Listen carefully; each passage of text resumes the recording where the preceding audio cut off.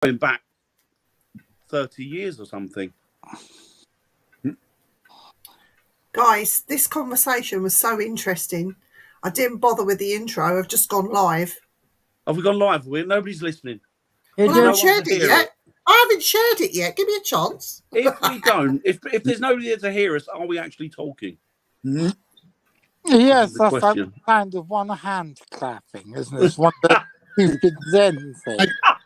Words. It's very true.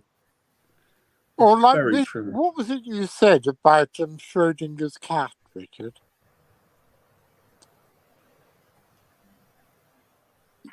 You said something most cutting about whoever had too much time. What was it you said? I can't hear you. You keep going dead. What was it you said about the Schrödinger cat thought? Nettie.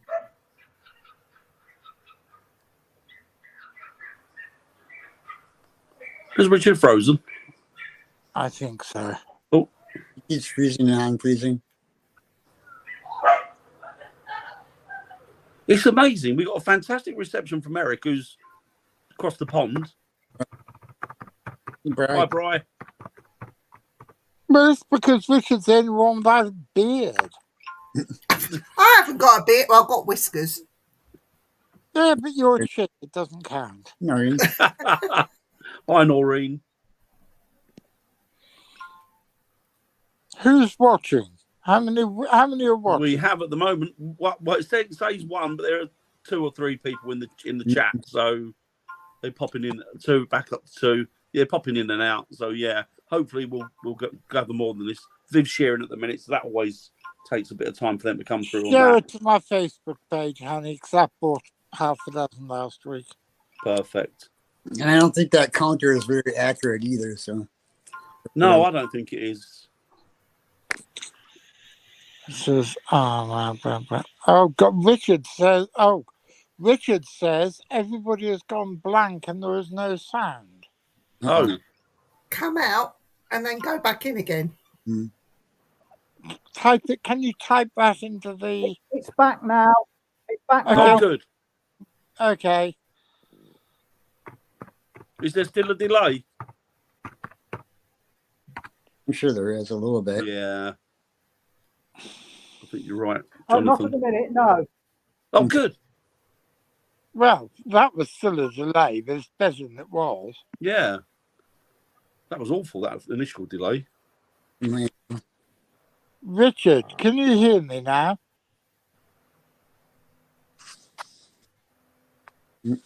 Froze again. He's frozen again, hasn't he, poor bastard? Hi, Bri. How are you, man? Hi, Rita. Hi, Rita. That's my wife, but everybody doesn't know yet. Well, she might have a slutty auntie that she could introduce you to when she comes over. Well have, actually, yes. Well, I think Richard would probably be in the market for slutty aunt or two. Richard, I'm sure Richard wouldn't be interested in the aunties. I'm sure he'd want the nieces, wouldn't he? Name me a man who isn't in the market for a slutty auntie, and I'll show you a liar. Yeah. She's laughing. Oh, yeah. Yeah. I wonder what the hell's wrong with Richard's connection. Richard? He's frozen, is he? Or is that me? No, he's frozen, isn't he? He's frozen again. Oh. It's like really deception where he is or whatever. But well, I talk to him quite regularly on Zoom. Richard, come out of it completely, shut it down, and go back in it again, into that link again. Can you type that into the chat for him? Okay. I can't because I've only got one finger and I'm lying in bed with it. Shut up, don't say anything, Dan. Hi, Sarah. I could see you having revolting thoughts there. Okay. Rita's going to get you for that, Viv. Who is she? Yeah. He said, Rita. Who's going to get this for what? Rita's going to get Viv for we're talking about her slutty aunties or something like that. yeah. No, has she got any slutty aunties? That's what I said. You would think it was, Brian, wouldn't you? You would think it was at the minute. We'll get there. It's just a bit.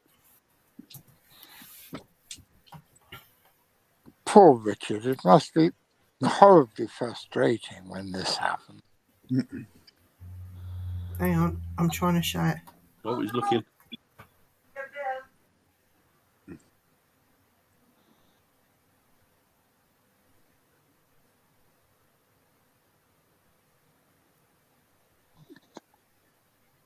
I think it. Hey. There you go. There you go.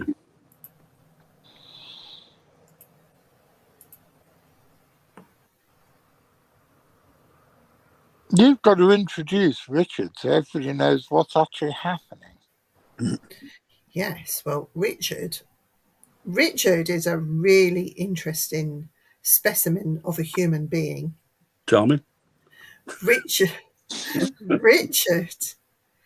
is quite prolific in the world of cryptozoology, zoology, and is active in expeditions. Put him back in. Globally, isn't he? Globally, he's known worldwide. He's, if you like your TV programs, you might recognise him from the telly. What this man doesn't know, I first met Richard when I saw him at a conference speaking and doing his speech about stuff that he knows, and he got me absolutely captivated talking about the death worm and the thylacine. And he's a very knowledgeable person. He knows his stuff. So I'm quite pleased to finally get Richard on the show and to pick at his head or off the show, whatever the case may be. We'll take it as it comes. And to get inside his little noggin there and You don't want to do that.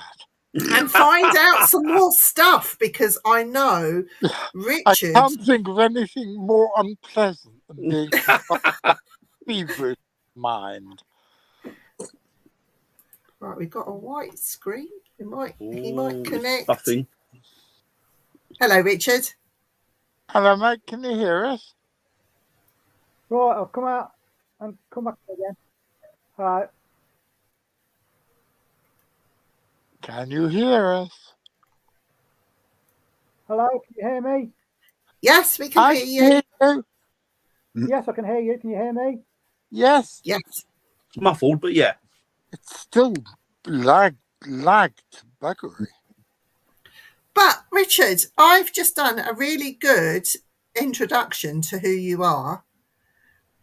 And now I want to ask you a question. Is that all right? I'll talk for him. Yes, of course it's all right, Vivian. Nicola. Richard, you have been right across the world and had many an expedition looking for many a cryptid and otherwise type of creatures. I want to ask you about the death worm. What can you tell us about the death worm? What is it? Where did you go? Did you see it?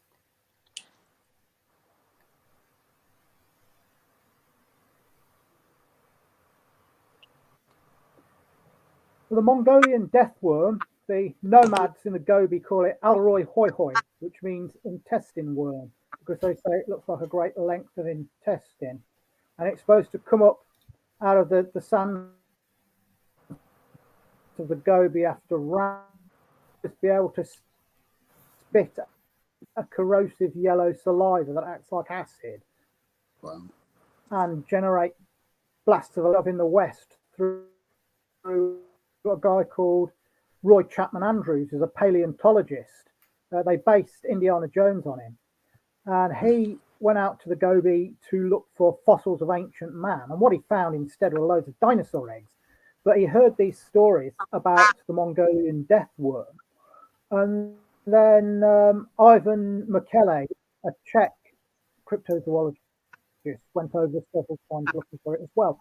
So way back in 2005, myself and several others, including Chris Clark and John Hare, went to look for the death worm in the Gobi. And we travelled about 1,000 miles through the Gobi Desert, which is an amazing place. It's utterly alien. And we talked to about 24 witnesses who were all describing an length of your arm, sort of reddy brown or brick red in colour, shaped like a salami or a Graftex.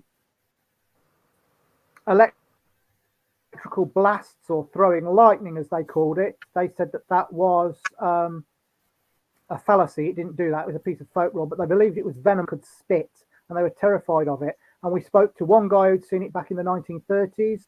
One guy had seen it just a year before we were there. One fella had saw it when he was a boy, when he was tending the camels and sheep of his family, and he went and reported it to his mum and dad, and they were so frightened they rounded up all their animals, packed up their gur, which is the circular tents they have, and fled the area. People are so frightened of the death worm that when one appears, it can send a whole village into a panic. Wow. That is amazing. Dan, have you got any questions about the death worm? Yeah, I was looking at a thing Came to today, the actually. conclusion that it's not a worm at all. It's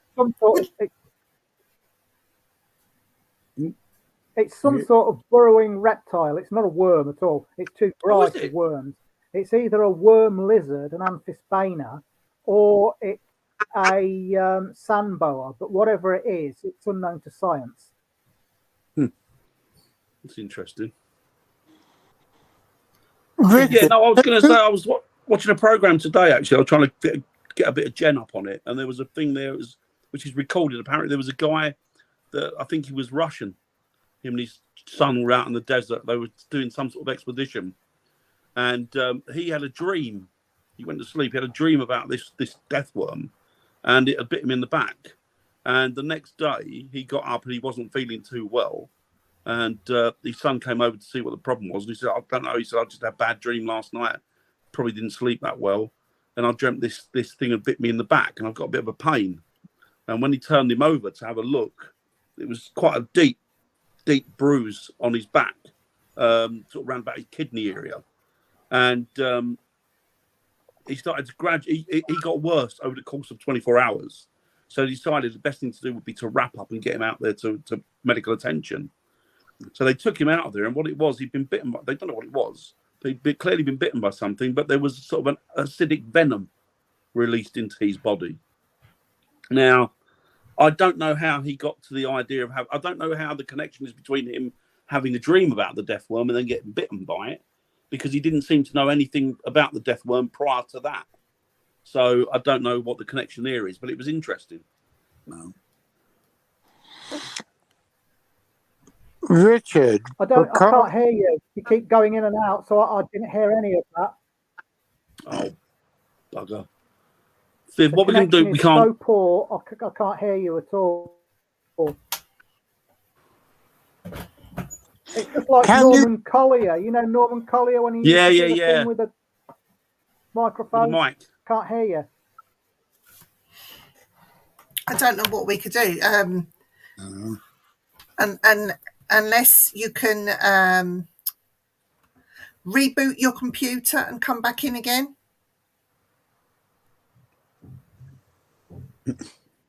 He's crashed again, hasn't he, poor bugger? Yeah.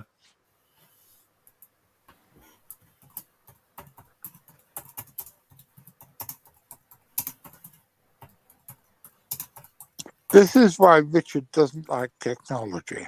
I don't blame him.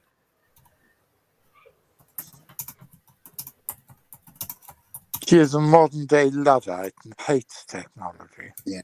That's two of us. I like that word, Luddite. In fact, Richard's a modern-day Ned Ludd. start this. He might see that. Hope so. He's really interested. I won't tell Typing. you how Richard learned to use a computer. I taught him to use a computer and gave him because Richard and I shared a house for years, and I gave him a wonderful impetus for learning to use a computer, because there were things you could find on the internet which you Yeah. couldn't find anywhere else. Yeah. Oh, he's gone. Okay, I think he's seen the message. Yeah, I think he is. Well, I can't use a computer, he says. Well, you've got Nettie. Who's Nettie?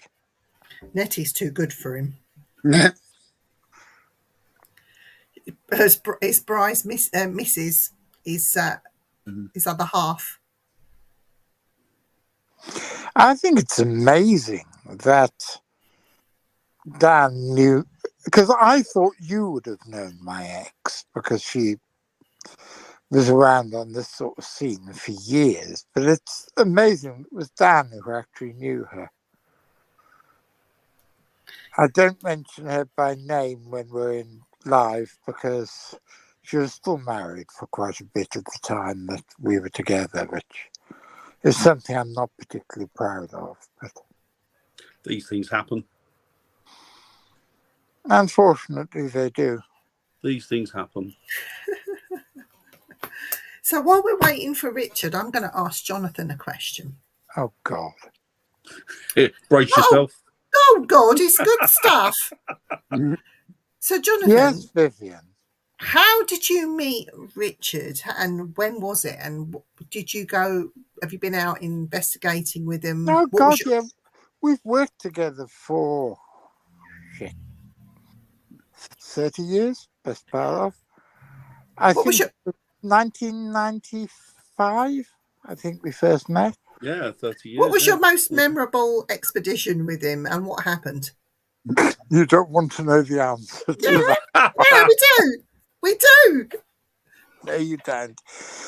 Richard and I have worked together for years. He joined the Centre for Fortean Zoology by accident in 1994. So, it's 30 years ago. And he and I have been friends ever since. And we shared a house together for years.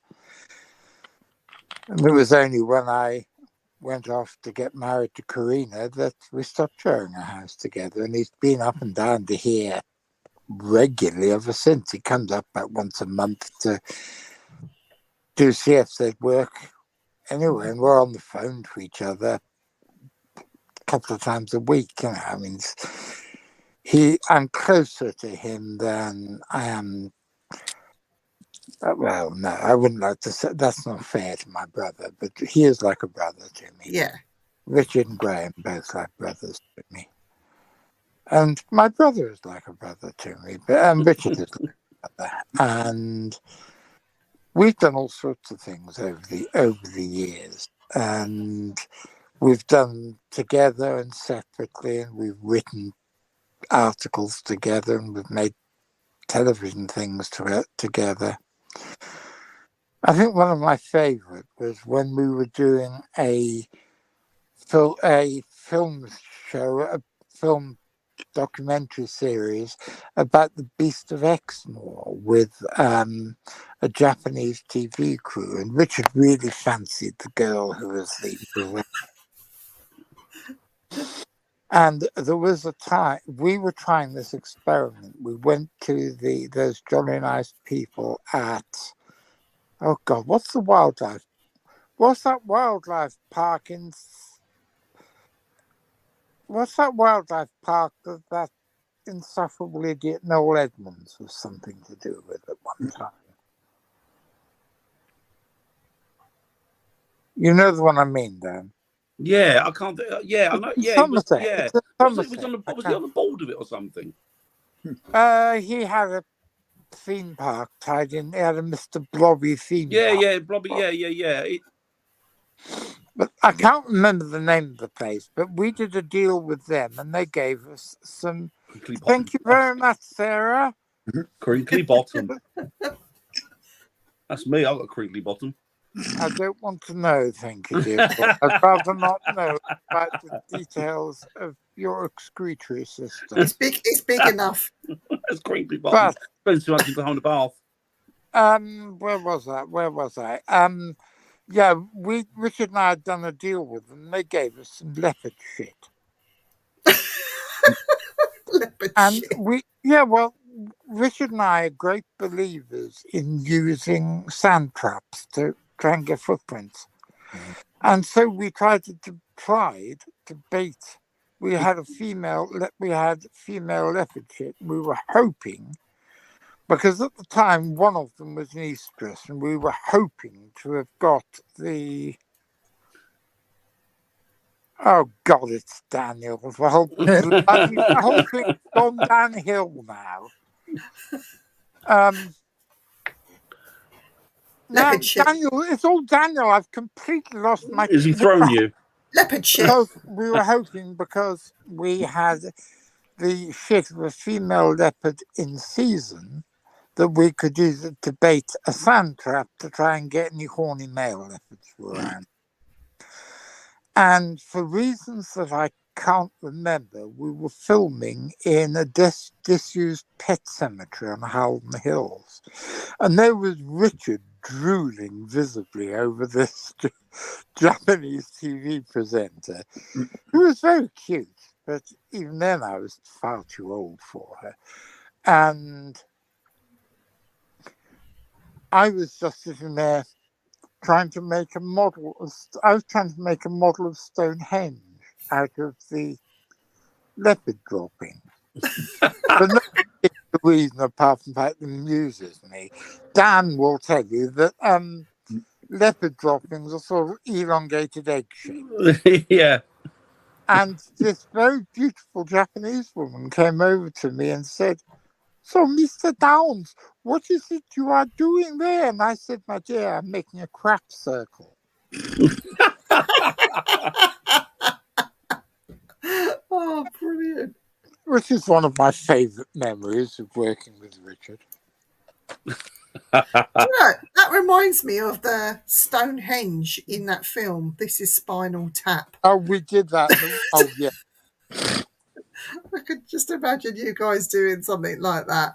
We actually did, because one year when we did our conference, I'd been approached by the mothers and toddlers group in the village. Could the children come and do something? And so we did Stonehenge. We lowered this cardboard Stonehenge. What do they call that? What are the stones called? The Sarsens. The sarsens and the lintels on the top. Yeah. There's a word for the stones. I can't remember what the hell it is. So we lowered a small one of them from the ceiling and had the tiny tots of the village dancing around it, which I thought was brilliant. Things I've done. That is absolutely amazing. I like it when you involve the children and the school children, because I think they're our investigators of tomorrow, and so to get them involved, whether it be history, archaeology, animals, crypto stuff, it all starts at schools at a very young age. I agree totally, and that's one of the things that I admire. Are you still there, Daniel? He was. I think he still is. Yeah, he's probably. Yeah, I should imagine he is. It's something that I admire about what Daniel's trying to do. He's trying to involve young kids. Bluestone, yeah.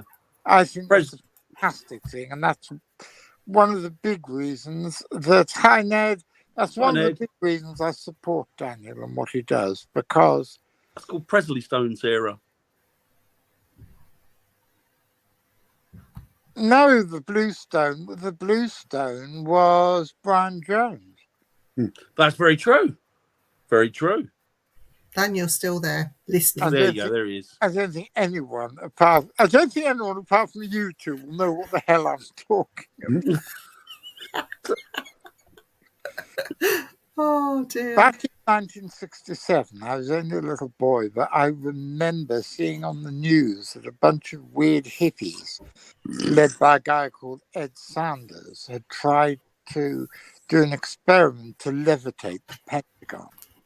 And they had all these mad stoned hippies all holding hands, dancing around the Pentagon, chanting it's not even a song, it's only got 3 words, called Out Demons Out, which was actually a hit single in Britain by the Edgar Borton Band many years later. But I decided to try and do that with the leisure centre in my village. So I got all the small children from the Tiny Tots and from the church Sunday school and everybody. I got them all holding hands, going round and round the community centre, chanting Out Demons Out. Amused the hell out of me, but I think everybody else just thought I was being insane. Do you say a load of hippies did it around the Pentagon? Yeah. That's quite apt then, isn't it, really? Yes, and it was back in 1967. It was done by Ed Sanders of a band called the Fugs, who was also a mate of Charlie Manson's. That's another story. There's a great book actually out called I can't remember what's it called, the hippie When the Hippies Say Physics, and apparently there were a load of hippies. Lentils, thank you, Sarah. Lentils, yeah. That was the word. Yeah, there were a load of hippies that. No, that's okay. There was a load of hippies that were scientists, and they I don't know what they did. They all got together at this commune that they'd set up, and they basically given you the modern day interpretation of what physics and what we've got now. Was that under the influence of LSD? It could have been, but you know what? The reality, what we perceive to be reality, is or the confines of it has been dictated to by those hippies. So it's those hippies that we can be thankful to for it. Yeah. I mean, I'm an old hippie and I'm a scientist. You know, I'm maybe studying peculiar things, but I do it within. Oh, shut up, Daniel. What she said? Yeah. I do it within the scientific method, even though I'm investigating what could vulgarly be called weird shit. Well, that's the thing. I mean, where does science end and weird shit begin? I think they're both. You can conflate the two quite easily. That's a great name for a magazine. Weird shit. Weird shit. Should have called our program that, shouldn't we, Eric? Yes, I think that would be a very good name for a magazine. But I think that I think it's one of the things Richard and I have discovered over the years, and I do hope he comes back on. Yeah, I just messaged him. Oh, he's there. There he is. Talk of the devil. We invoked you, Richard. I think. Oh. There he is. Richard, EO, Richard. We summoned you from the outer darkness.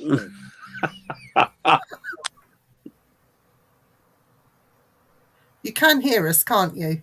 Well, I restarted, but I had to wait for the Tory voting toilet trader to bleeding reconfigure. Oh, okay. Yes, can you hear me? Yes. We can hear you. Well, that did sound better, didn't it? Yes. Richard. Good, I can hear you as well. Oh, good. Richard, I suggest you ought to tell everybody, going back to the death worm, what worm lizards amphispanians are, because most people have never heard of them.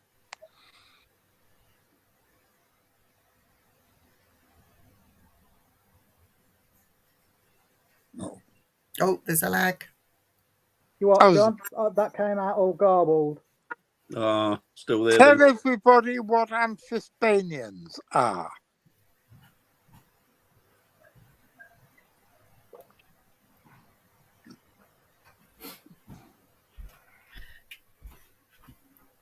Thank you, Andy. Clara. Hi, Andy. He can't hear you because he's got earphones in. Yes.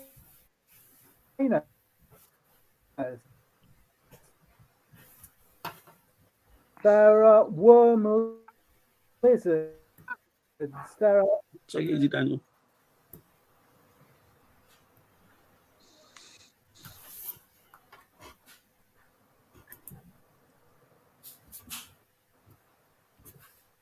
He completely froze again. Yeah, And he typed a message again. that's not going to work, is it? Mm-mm. No.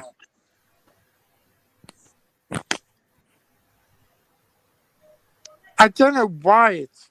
I've never done anything on stream. I think it might be his internet connection. Let It's me leave dropping. the show. See if it picks up if I'm out. Okay, go on. Yeah, go away, Dan. Stop. I shall go. I shall go. Still won't make a difference. It's not his end. That's Richard's end. Yeah. Yeah. He's frozen now. Mm-hmm. Yeah. It's Call definitely. tell Dan to come back in. No point in him leaving.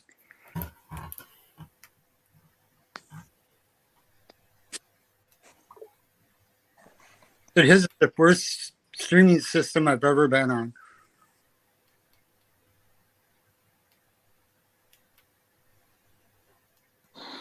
I'm not a fan of StreamYard, I'm afraid.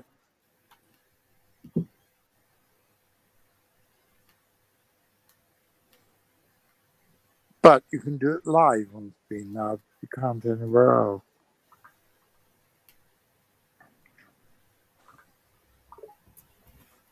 Well, I've just messaged Dan.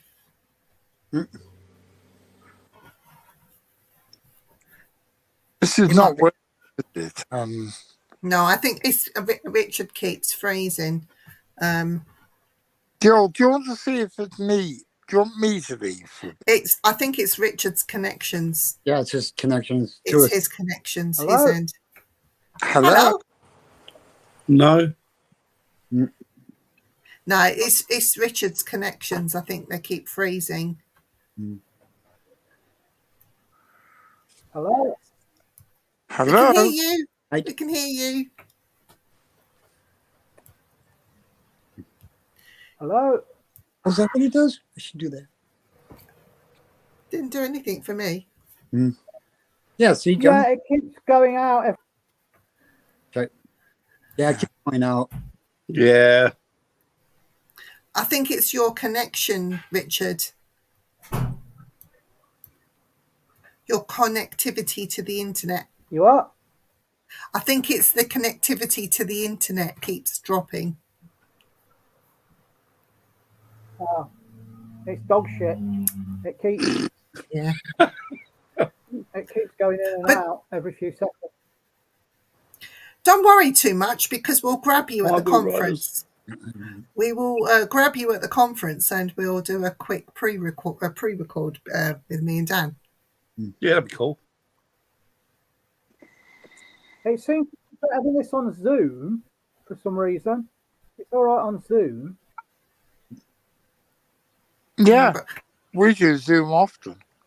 So we're going live on YouTube, Facebook, Twitter, which is now X. Well, Will Ryder has said Richard might want to lower his screen resolution. That helps. I don't know if that helps with the connection, though. Well, he's It's the still goddamn there now. 21st century. You should be able to press a button on any machine. Yeah, you And it should. should do what Tell it's you what. supposed to do instantly. Do it on your Should. phone. Do it on your phone. He hasn't got a camera. He hasn't got. He hasn't got a smartphone. Okay. Smartphones are the work of the devil. You see. Mm.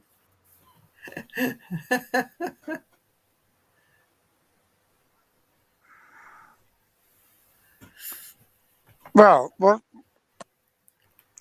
it would be nice to do if we can get Richard stable on there enough is to talk about why he thinks the Mongolian deathworm is this peculiar thing called amphisbaenian, which is something nobody I've heard of them.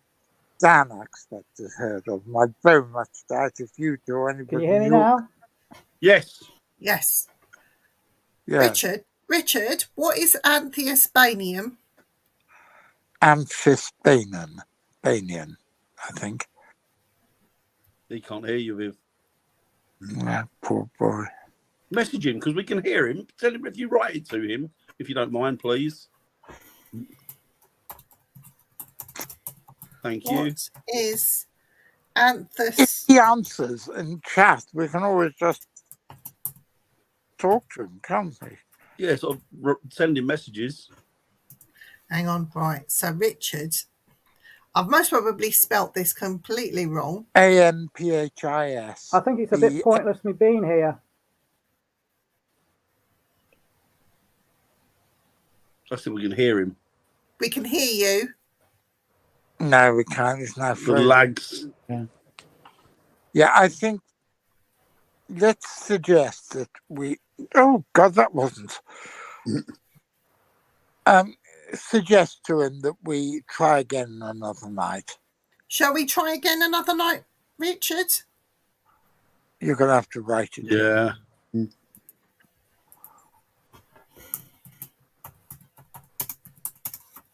Great pity. I've been looking forward to having Richard on this show.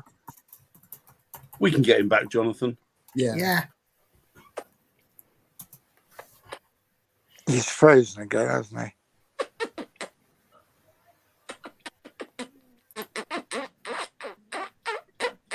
He's kissing his cat. Oh, he's There gone. you go. There you go. Well, that was, what, as they say, and to us scientific types, a total cock-up of an experiment. So what should we talk about, boys and girls? Well, Woo Rider's saying that Antheus. No. You spelt it completely. No. PH. No. It's AMPHIS BAENEAN. They're peculiar lizards that aren't lizards. They're neither lizards or snakes. He's trying to get back in again, Richard.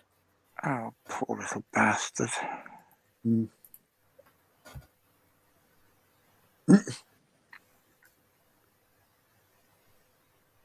Hello, Richard.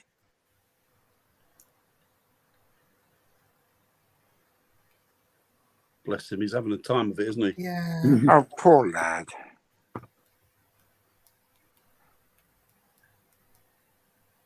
See, Hello? Hello. I'm sure it's I'm sure it's his end. Yeah. All said and done, though. 10 out of 10 for perseverance. Oh,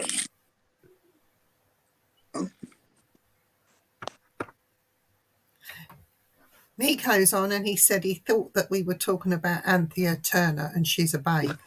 She's still around, is she? I think so, yeah. And there's no relation to. No, I'm talking bollocks. Ignore me. I was getting her mixed up with Anthea Redfern, who used to be on the Generation. Yeah, it's the Generation game. Well, And she I was just married. want to say she has no relation to Nick Redfern. No. She was married to Bruce Forsyth, wasn't she? I Give believe us a 12, wasn't it? Give us a 12, Anthea. Give us a 12. this is awful. We've got the world's leading cryptozoologist I on. know, and we've We're got no talking connection. about We're talking about fucking Bruce Forsyth. To be fair, it was a good game. That was a horribly good impersonation. It was frightening, wasn't it? It was frightening. It's okay, Nick. Well, Now, Nothing to be sorry for, Nico. I agree with you.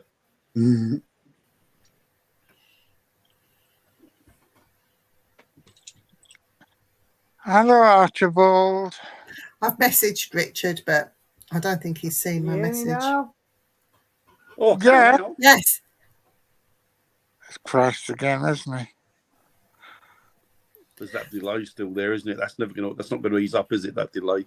Richard, we'll do it. Don't worry. We'll come out and we can do it another night. It's fine. Look at his face. I feel really bad. I know. I feel sorry for the fella.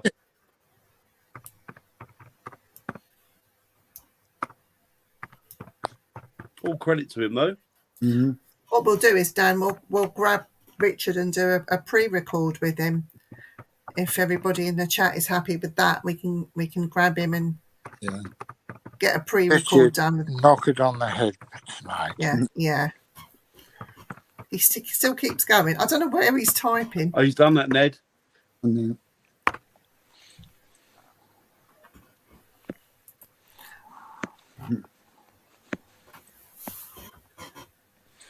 I'll leave that message up there for a minute, just so he might see it. Yeah. Richard, can you hear me?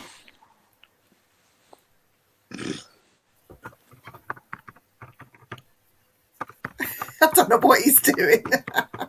Is he typing? I think so. Can you see what he's written? What was he put?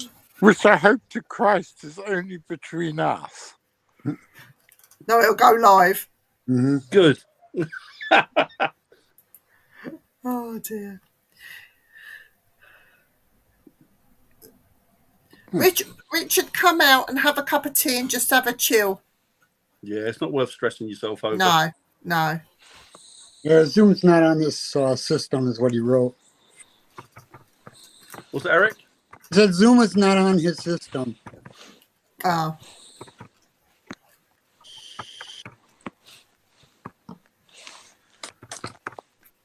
Oh, excuse me. But what we'll do is we'll ask Jonathan some questions instead. Mm. Eric, have you got any questions for Jonathan? Because I know you saw him on Telebox just Yep. recently. Come on, Paranormal Caught on Camera. My favorite show. Who'd you see on there? Jonathan. Oh, there you go then. What was Jonathan talking about? He was talking about Nessie. I don't think you can hear me. No, I don't think he can hear me.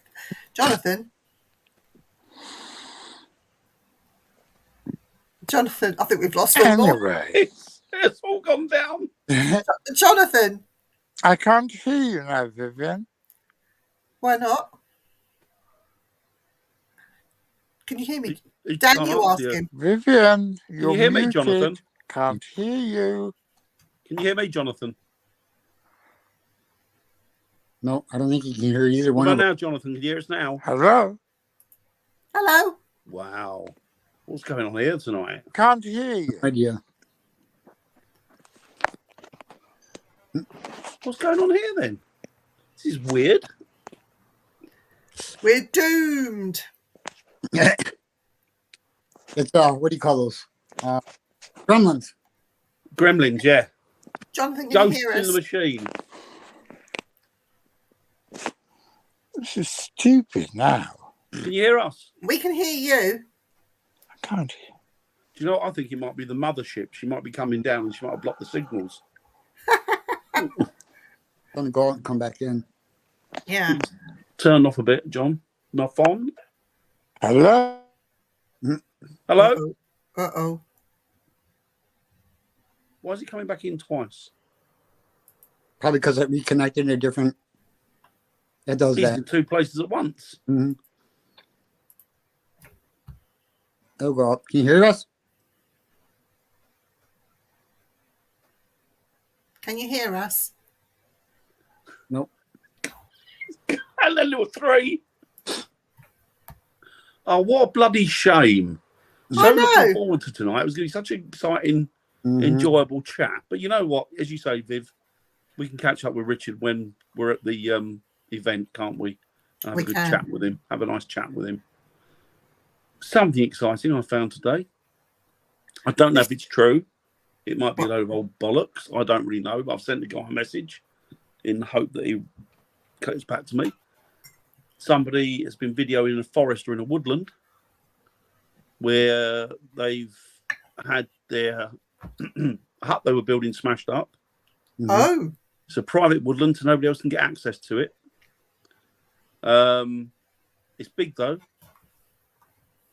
I'll tell you later. Can you Hello? hear us now?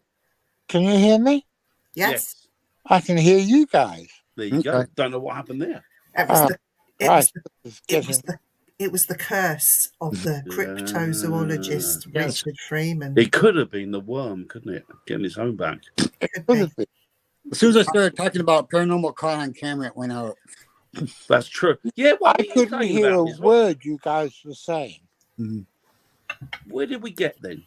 Well, Eric was asking Jonathan a question. So Eric, go again. Yeah, what did you see at Loch Ness on Paranormal Call and Camera? I got to see you the other day on TV. Oh, that was good. That one, Nico. That was good. Paranormal at Loch Ness. I've done a couple of things at Loch Ness. I've never seen anything there. Yeah. Oh, hang on. It wasn't Loch Ness. It was an island, wasn't it? Okay.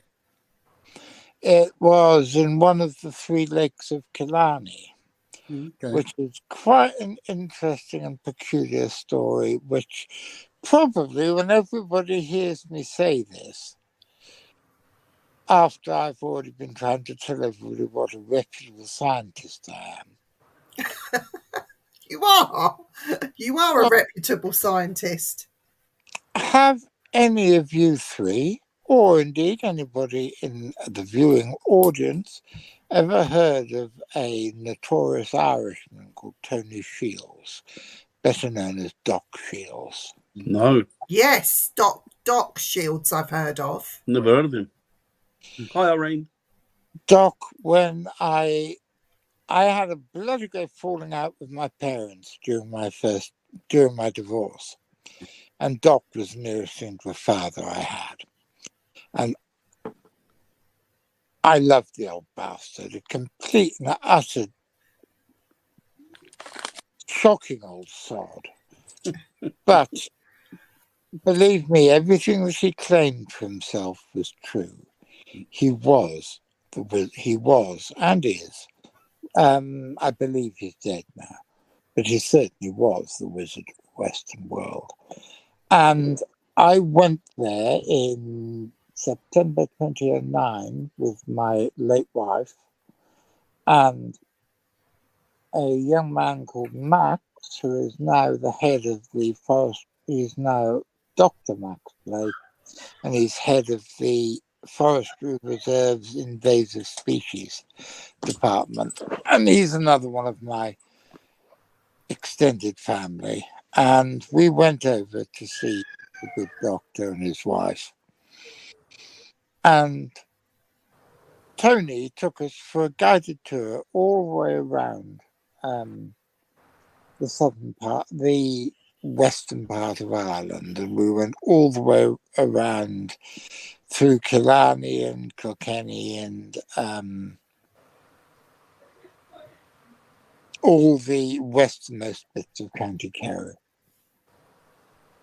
And we ended up at a place called Ladies' View, which apparently, according to the story goes, when Queen Victoria came to Ireland in 1880 something, I believe, but don't quote me on that date. I really don't know.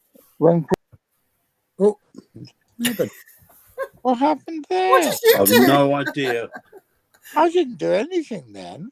When Queen Victoria came to Ireland, this is the place that all the ladies in her retinue stopped off to have cups of tea and cucumber sandwiches and to do some sketching of the picturesque view over the 3 Very lakes.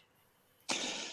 And it's been called Ladies' View ever since. And we stopped up there, and I've always believed Tony when he said that he had on occasion managed to call up monsters.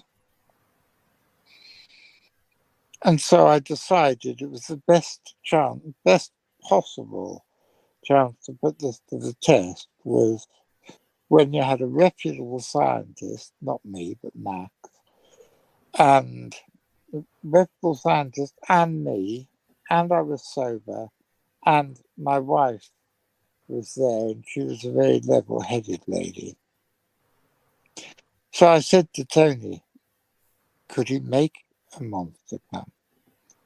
Now, there's a bit in one of the children's stories by C.S. Lewis, one of the Lion, the Witch and the Wardrobe stories, in which there's a house that's completely empty until one of the protagonists, I think it was Aslan, the lion, but I can't remember because I haven't read the book in about 15 years, did some magic and somehow the whole house came to life.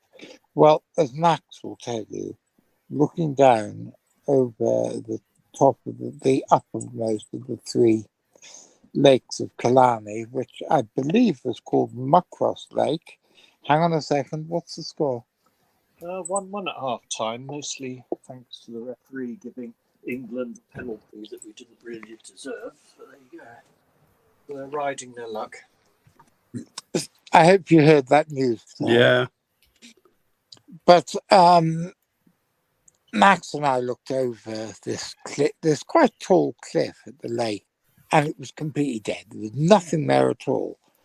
Then Tony started muttering away in Gaelic and waving his hands about and stuff like that, which I'd always suspected was sort of window dressing. And suddenly the lake came to life. Wow. There were birds swimming on the lake. There was an otter swimming. And in the top right, there was something very strange swimming underwater, leaving a big trail behind it, which is the bit you see on the video, which is the most popular video I've ever done on YouTube. It's up to nearly 100,000 views now. And it's up in the top right-hand corner. You could see three ghostly white things that looked like they were just under the water. They're long, thin, and worm-like. Wow. And we filmed it. And I still don't. I know what some of the things are. Some of the things I identified. The big thing that's swimming under the water, which is what most people looking at the video think is what I'm claiming is the monster, I think, is an absolutely fuck off enormous cormorant swimming under the water, I think. But the three white worm-like things swimming through the water parallel to each other, I've got no idea what they were. And if a wizard tells me that they are the great worms of the lake, like Tolkien said, wizards are subtle and quick to anger. And I've pissed off Doc Shields enough times in my life, so I'm not at all surprised. So I'm not going to argue with him when he says that they were the lake monsters. I have no idea what it was. But if the TV company because I signed this over,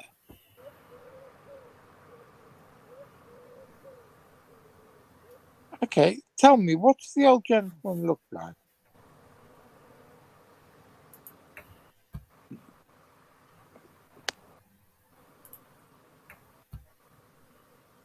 Can you see anybody behind me? No, I'm seeing a haze, but I don't see any particular person. But Irene's better tuned in. Excuse me, Archibald wants to be on the show. Oh, look at that gorgeous dog. You are He's saying that he's not supposed to know that I'm here. You're not supposed to know that he's there. Now, I don't know. It depend. There are two people it could be. One is the good doctor that I was talking about, and the other is my father, because this was his room before he died. So I wouldn't like to say which one it was. Thank you very much, Sarah. Bless her. Yeah, thanks, Sarah. She's put that up for us, explaining who Doc Shields was. Yes. Yeah, thank you. Yeah. That's cool. And Tony is. I actually don't know if he's alive or not, because I lost contact with him round about the time my wife became ill, and I lost contact with an awful lot of people. I believe he was ill at that sort of time as well. So I don't know if he's still alive or not. Yeah. But if there's anybody who's read T.H. White's massive book, The Once and Future King, this is what happened to Merlin. Nobody knew whether Merlin was still alive, whether he was dead, whether he was in hiding, or whether he'd been abducted by someone. He's still alive. I think it's quite. I think it's quite fitting that the people who knew and loved Tony don't really know where he is. But I loved him very much indeed. I still do. He's a lovely man. Yeah. So there you have it about that on Paranormal Capture, Derek. There you go. Then that was it. No, I remember signing a deal with them. I haven't seen the show. I signed a deal with them. They could use the footage. Mhm. But like I think I said the other day, every manor has his price, and mine's surprisingly low. But I can't remember. I think they paid me $1,000 or something to be able to use it. And Nice. Why I said anything at all because I got so excited I saw you on TV and I'm like, I know. Irene's put another post up, Viv. Oh, Dan, will you read it out and I'll put it up? Yeah. White hair and a dark suit. He is a very stern man, and he was a proper man in life and in death. He was medium weight and height, and he had a very kind smile and wore a pocket watch in his suit. that sounds like when the hair was, it was greyish white. And remember, if there is an afterlife, he would be 99. He would be 99 this year. So wow. And he died back in 2006 when he was 81. But I was there, and he died holding my hand. Bless him. Oh. So, yes. Hi, Dad, if you're watching. Jonathan, I'm going to ask you another question. Now, don't get too excited about this. Slutty answer. What, you find this slutty answer? No, this is better than that. I'm gonna show you my willy. Yes. That fucking Willie. Brilliant. He's a branch. He's a twig. God, isn't that gorgeous? Isn't that brilliant? Where'd you get it?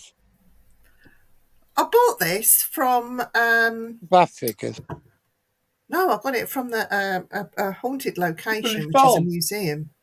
Yeah, and they had Sorry. they had Green Man everywhere, but I went for my willy. I just thought it was just different. He's unusual, I must admit. I could say something totally. No, but that gentleman. Just like and my dad's watching the show, so I've got to back. Yeah, you got to Yeah, behave. careful. But I've named him Willie because it just reminds me of a Willie. Willie. But it's supposed to be like they were selling all the Green Man statues and what was it, the imp statue? And then That was cool. Yeah. and then they had this. And I thought That was it's got to come home with me. the Lincolnshire imp, wasn't it? Yeah. It's on the cathedral there, isn't it? No, I've got a Lincoln imp in the kitchen. My wife was from Lincoln, Oh, was she a Lincolnshire woman? Yeah. Oh, that's interesting. from Stanford. Oh, just down the road from me. Are It's you not sure? far from you, Viv. Are you sure I didn't know, Karina? Okay, hold on a second.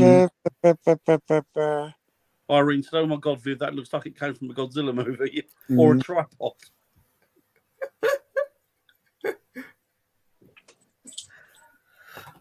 Poor Richard. We'll get him. We'll nab him. Bless him. Yeah. Well, I think we'll get him next week, and we'll do a We'll do just a recording. yeah. Yeah, I think we'll do that. We can do it. We can face to face then. That'd be good. Yeah. We can just pin him down. See, if Eric knew how to get his bloody arse in gear, he could be over here and doing it with us. Yes. Yeah. Viv, did you put it on my Facebook page? Yes. Okay, because Guinevere is there, and she's not watching a show because she didn't know didn't even know I'm doing a show. I shared it to your page. Hope I put it on your page and not another Jonathan Dan. Did you say Guinevere? Yeah, Guinevere. Well, Such a lovely name. I know, isn't it? I love that name. Such a lovely name. Yes, it's on your page. yeah, I found it. I'm going to. You know, I did meet a Morgana once too. You're joking, really? Yep. That's cool. Can I just say something about Richard? Because I've seen it on Jonathan's page just now. It says, Richard returns to Sumatra. Hello, everybody. Once again, it's Saturday with our normal displays of hubris, which we can say, despite all the other stuff is going on in this world, can only mean one thing. But if you go on Jonathan's actual page, there is a YouTube channel where Jonathan and Richard are having a chat, and I think they're talking about his trip to Sumatra, because Jonathan and Richard, as he explained, go way back, but Richard is still out there exploring the world and investigating things. So yes, we've got him for a short period of time, but I think he's going out again, isn't he, Jonathan? Yeah, we're crowdfunding the next expedition. It's going to be our 7th trip out there. Wow. This is where you need. Again. Is he going to Sumatra or? Yeah. Jeez, lovely. You need a slutty aunt with some money. There must be plenty of them out That's all there. I've ever wanted. Preferably one who can make cakes as well. It's not too much to ask, is it? Oh yeah, I'm going Really? to bring banana bread cake with me to the thing, but it might not be very good. Yeah, but you're not slutty enough, Vivi. Oh, I'm not slut. No, I'm not a slut. But I'll bring the banana because I made it. Your aunt. My aunt is the slut. She wouldn't come. I think she's in Turkey, slutting it over in Turkey. Anybody else got any slutty aunts that they could donate to Jonathan? Just let him know. Just send him a message. I've got plenty of dead aunts, but I don't think that'd cut it, would it? Irene says, I'm not that weird. Irene says, you need to visit me and I promise you a great time. Not like that. Oh, Like going to Japan. But yeah, Yeah. too. We're planning. We're actually planning a trip to Japan. That's the next one. The one that's in the next one at the starting gate is. The next one at the starting gate is the 3rd trip to Tajikistan in September. Because they have been following up stories of the Tajikistan wild man, that's known as the ghoul, for GUL, but it's the same word, same root of the word as GHOUL, which is the English spelling. Yeah.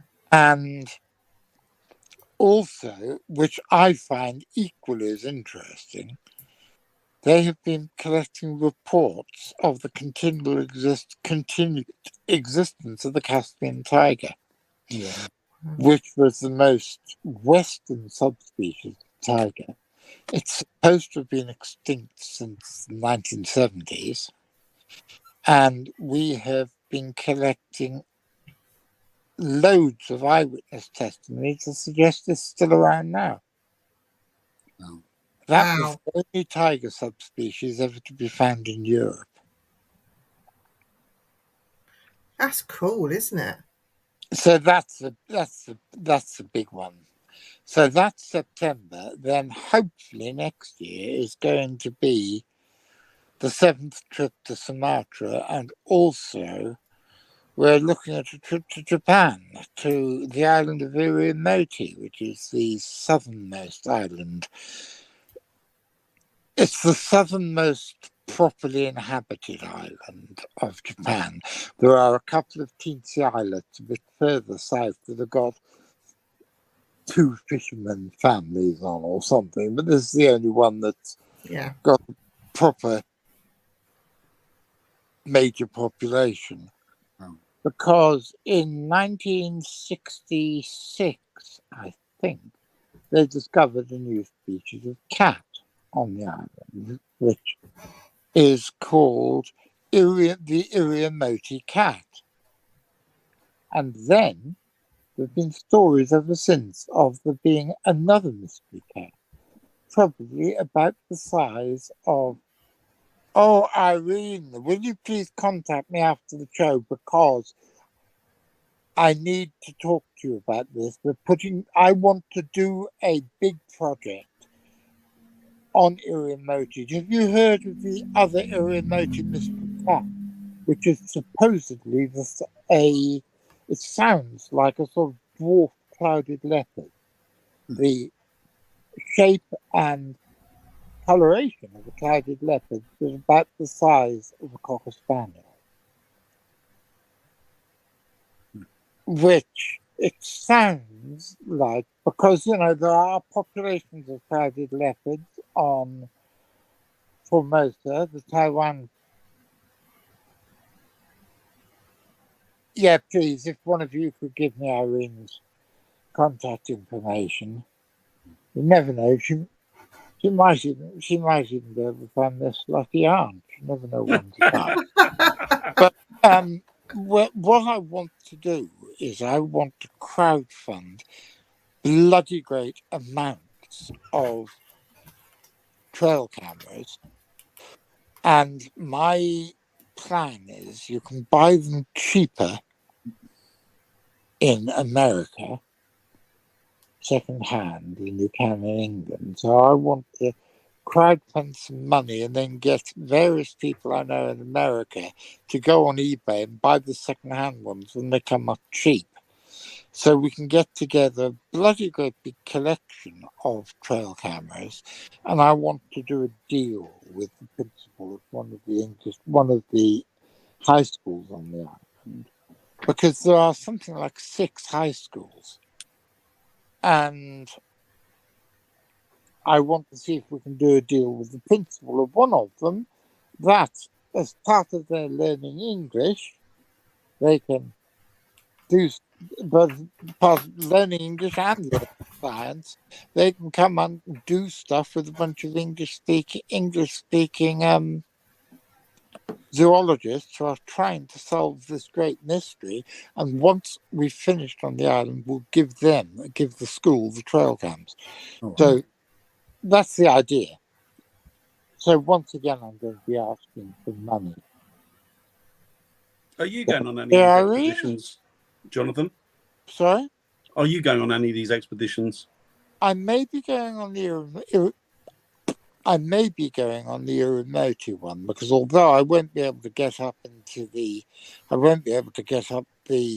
rainforest mountain in the middle of the island, I'm perfectly capable of sitting back, answering field telephones or walkie-talkies and Collecting the data and teaching the young Japanese pupils whom I want to get involved in this, how to do it, what we're doing, and why we're doing it. Yeah. Now, Dan's been abducted. I think you all went then on mine. We're all being abducted by aliens. Well, the weather here at the minute is not great, so it could be. Could be that. But that's the next one. That's the third in line. So Tajikistan, which is already paid for and booked.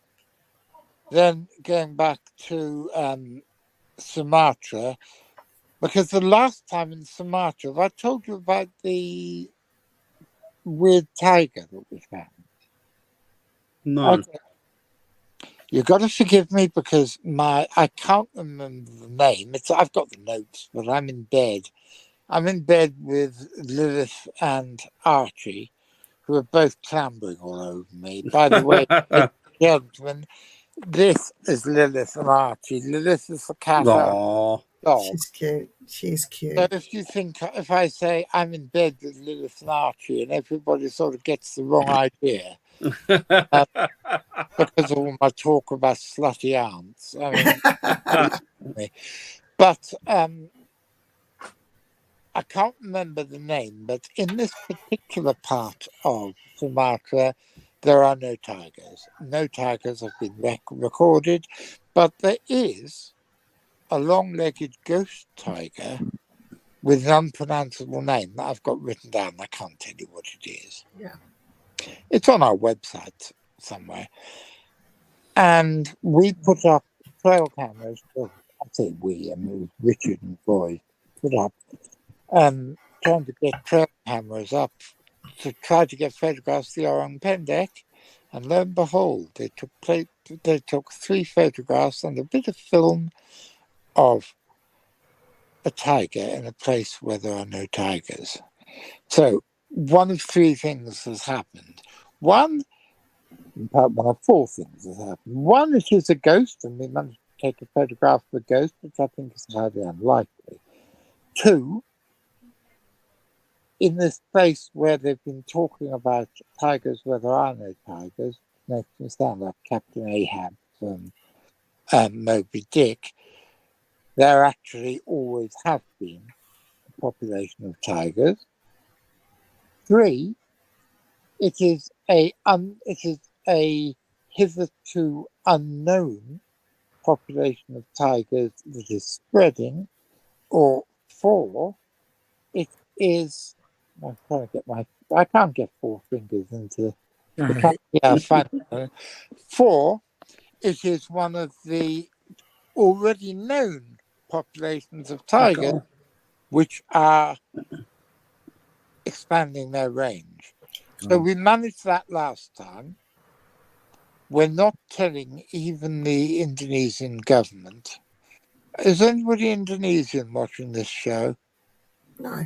I don't think so. Good, because your No, not I know of. because your government's both corrupt and shit. We're not telling. Sounds like ours. To every government, isn't it?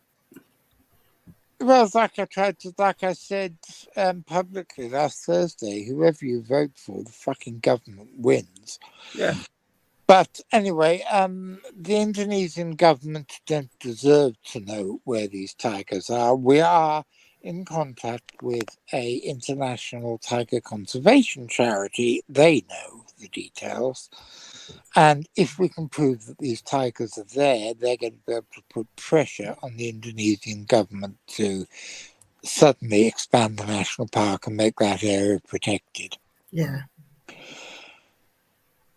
And also, we're still hoping, because Richard's got closer and closer each time to actually seeing an RM Pendek. What 2 of the team back in, I think it was 2009, saw the RM Pendek. Our Indonesian guide, Sahar Dimas, who's now dead, I'm afraid, he and a guy called Dave Archer from somewhere in the home counties, they saw this thing the size of a large chimpanzee sitting up a tree. And that's in an area where there ain't no such things as orangutans, and there haven't been orangutans there for well over a century. Yeah. We got hair samples, which showed that it was very similar to an orangutan, but wasn't. We've got footprints, we've got handprints, and they're all downstairs in my office. Wow. And we have had people in the team have heard, Richard heard it calling in the jungle. And in the last expedition, one of the teams saw something. They managed to track it to behind the stand of bushes. One of the team went left, trying to chase it out from behind the stand of bushes, saw something with russet fur disappearing over and under a second out to the woods. So we can't say for sure what it was, but there were footprints, the sound of the thing there. And the sound of the thing was calling. And if Richard had been 2 minutes faster, he'd have photographed it. Yeah. So I have absolutely no doubt that the Orang Pendek exists. I think it's the 4th extant species of orangutan. And this is the most upright walking, most bipedal of them. And the male Sumatran orangutan does walk on its hind legs on the few occasions it comes down from the trees. And so the idea of extrapolating from that a bipedal species of orangutan that lives on the ground all the time isn't beyond, it's not that big a leap of faith. No. Can I just say, I've sent you Irene's, I've screenshotted her Facebook page and sent that to you, Jonathan, so you can get a friendship with her and talk to her privately. I said, you make us sound so sordid. Irene's lovely. I'm sure Irene's lovely. You're not. You're one person. I'm very interested in some of your lake monsters. And Richard, who was just on the show, wrote a book called The Great Yokai Encyclopedia, which goes through all the yokai folklore going back hundreds of years that he managed to find. And some of them are particularly weird. I love you, Irene. She's my sister from another mister. Right, you lot, I'm going to have to make a shoot. Arigato gozaimasu, Irene. What did you say, Dan? I'm going to have to shoot because I can hear somebody kicking off in the background. Okay. Well, Dan will Love be back you all. on Speak to you all tomorrow soon. night. Oh, yeah, be back tomorrow night. Bye, guys. Bye, Dan. What are you doing tomorrow? Dan's got his own show tomorrow. Oh, has he? Yeah. On your channel? Yeah. Yeah. What happened to Dan's show? I didn't know he had a show. Which show? Dan's show. That goes out tomorrow night. Yeah, what sort of thing is it? Oh, Eric, you're a co-host. You tell him. Hold on, let me go find that. By the way, guys, if I'm slurring my words at all, it's because I had my medicine before the show started. Good. And I'm getting a little wasted. Well, when I say medicine, I mean medical medicine. Yeah. Well, his show is called The Weird Room, and tomorrow we're doing the Cottonley Fairies. Am I pronouncing that right? Cottonley. Yeah. Okay. Oh, that's a weird story. Now, the weird thing about that is even though one of the girls admitted years later that it was a hoax, just look at the picture of the girl squatting down, shaking hands with a gnome. And then look at the picture of her hand. That is seriously fucking weird. And tell you what, can you find that picture here? What is it called? The gnome picture? Yeah, Cottingley, just put in Cottingley gnome, I thought.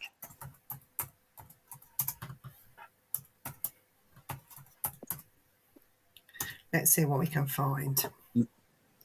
Ooh. Yeah, just type in Cottingley gnome. You'll get it. I just found it. Can I share my screen or If you want to. how? Oh, I better do it. That's exactly what I meant. I'm not as bad as Richard. I'm trying to get that. Is it this picture? Hang on, I think it's this picture. Just look at her hand. That's seriously fucking weird. I don't understand that at all.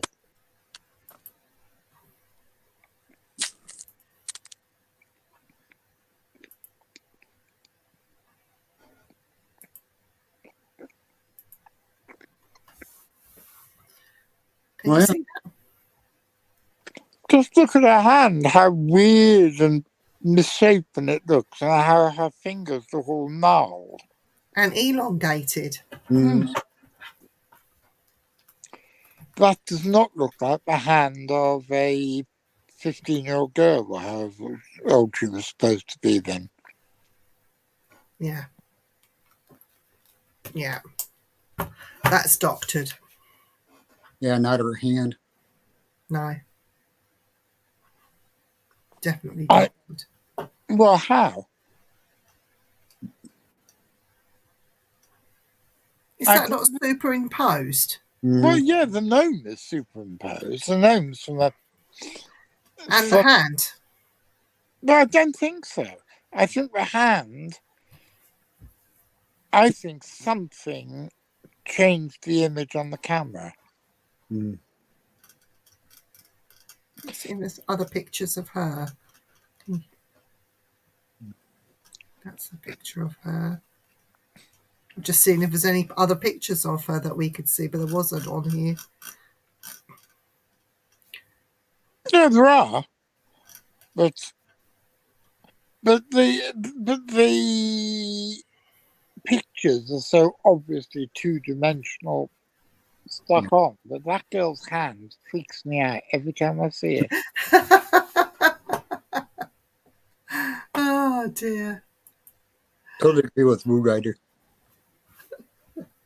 I don't know if it's true. I don't know if, there could well be some easy explanation that I've never heard of, something because it was filmed, I don't know, it was filmed on a box brownie or something. Yeah, the trouble is, Nico, I agree totally. Yeah. Apart from the fact that weird deformed bit is on the original. It was published in the 1920s Really. No. or 30s. I can't remember which date it was. Do you know, talking of deformed hands, it just reminds me of an investigation I did in Highgate Cemetery, and I found Jeremy Beadle's grave. Oh, wow. And I was amazed by his actual grave that I had to walk alongside it and around it, and all the other people that I was with weren't interested in Jeremy Beadle. So they walked off, leaving me alone to catch up after them. So I sort of quickly hurried around from his actual headstone to come round and walk in the little gap between the two graves. And I felt, and this is no word of a lie, I felt two hands Wow. at different angles like this on the small of my back push me, and I fell into his grave. And I was so mortified that I was walking on top of Jeremy Beadle. It really upset me. I was crying by the time I got caught up with the party that I was with. And they said, "What's the matter with you?" And I told them I felt two hands on my back push me into Jeremy Beadle's grave. And Andy, they didn't even know who he was. Andy was the only one that said, knowing him, he would have found that quite funny, and he'd be there laughing about it and laughing. He was at a you. major Fortean book collector. Yeah, he was. And his grave is just full of books. The headstone is just books upon books upon books upon books. But yeah. I So, used to know the guy who was his major book supplier. did you? Lovely guy. I used to buy books from him as well. And no, boys and girls, when I say books, I'm not using that as a euphemism for something else. Both me and Jeremy used to buy books from the same person. Mm. Apparently, he was a really, really nice man. Yeah. Yeah. And he had one hand that was a bit different from the other one. It was just smaller. Oh, wow. Did You he? wouldn't even notice that he had an issue with his hand unless you knew about it, and then you'd see it. But his hand, I think it was his right hand, that was smaller than his left, very much smaller, like some form of deformity that he had with his hand. Good God. Yeah. I didn't know that. I mean, apparently he was really nice. Yeah. Which I've noticed, the people whose public persona is irritating are often really, really sweet people. Mm. Like, do you remember that guy, Terry Christian? He used to have a show called The Word about 30 years ago. And he was an incredibly irritating persona. I met him. I went up and did a show in Manchester about vampires that he was the presenter of. And he was such a sweet, lovely guy. Yeah. And after the show, he took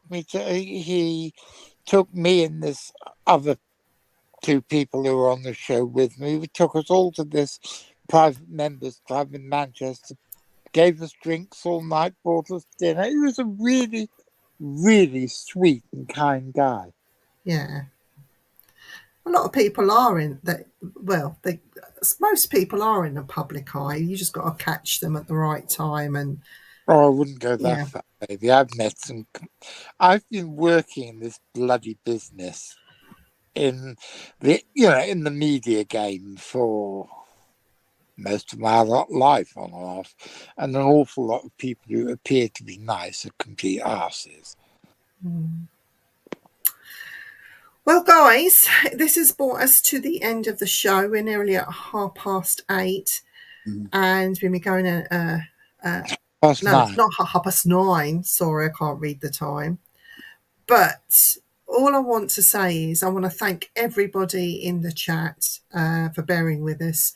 I want to thank Richard Freeman, but don't you think you're getting away with this young man? I am going to collar you, and we're going to do a pre-record and try and get you at the conference.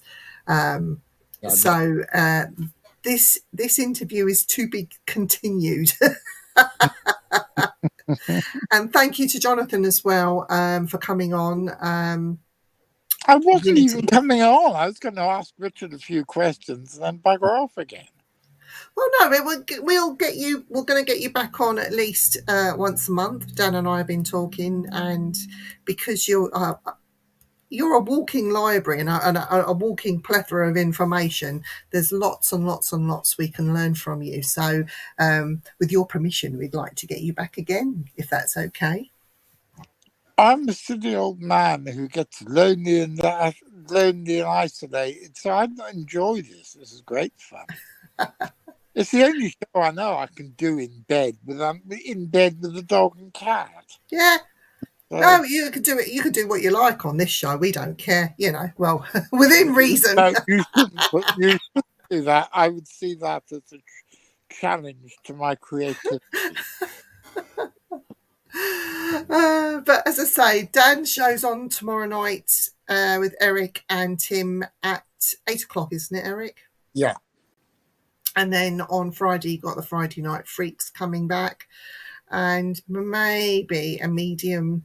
We're not sure what's happening with him and that show, but hopefully, fingers crossed, he'll be on Friday night. If not, we're going to have to rethink his show. But there's lots coming on. The Dark Mirror Boys are on Monday nights. So Mark and the gang will be there on Monday at 9:30, I believe they are. So The Dark Mirror Boys sounds like an occult country and western band. I'll tell him you said that. He would love that, actually.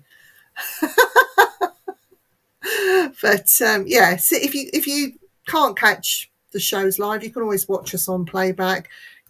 You can find us on YouTube, Twitter, all the rest of them. We're there. If you just Google us, you'll find us. But thank you very much for coming on, and thank you, Eric. Thank you, Jonathan. Thank you for having me. I've enjoyed it massively. We will speak to you next week. Night, everyone. Bye-bye, everybody. I've got to do this. I can't multitask. I'm